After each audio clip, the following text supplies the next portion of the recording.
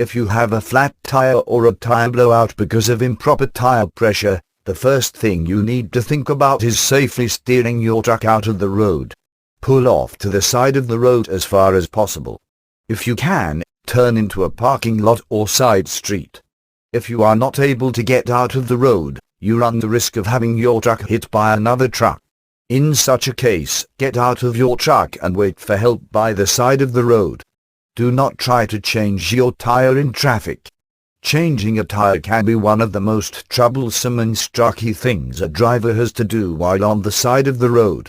The situation can be even streakier if it is a new driver, at night or during a storm. The roads can be a fun and interesting place to drive but can also be quite streaky if drivers don't know the roads they are driving on, especially if they don't know the important parts of maintaining a vehicle such as changing a tire. In order to be properly prepared for whatever the road can throw at a driver, one must practice, and practice. Practice does make perfect.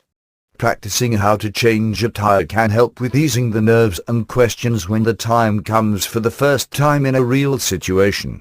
If the tire does hit a bump in the road or gets nail stuck in it and deflates while driving, try to move the truck as far away from oncoming traffic as possible to avoid any accidents that can lead to serious injury or even death.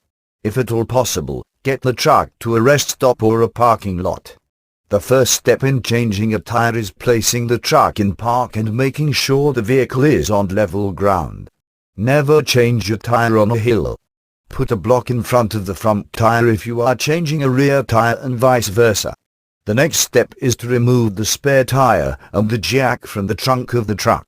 The jack must be placed where it will latch onto the metal part of the truck's frame near the tire you are changing. Raise the truck high enough so that the tire comes completely off the ground. Then remove the hubcap on the tire by loosening the lug nuts that keep the hubcap in place. Remove the hubcap and then the tire by loosening the lug nuts. Don't loosen one lug nut all the way. Loosen them in a cross pattern little by little to take the tire off in a balanced manner. For safety precautions, always place the tire under the frame of the truck, next to the jack in case the jack were to give way. This allows the truck to fall, hopefully safely, onto the old tire. Now place the spare tire on the truck and tighten it into place with the lug nuts. Place the hubcap in the trunk. When tightening the lug nuts on the spare tire, do not tighten each one right away.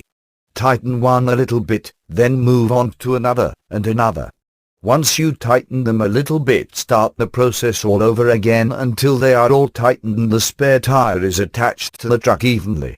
Now the truck can be lowered back to the ground by using the jack.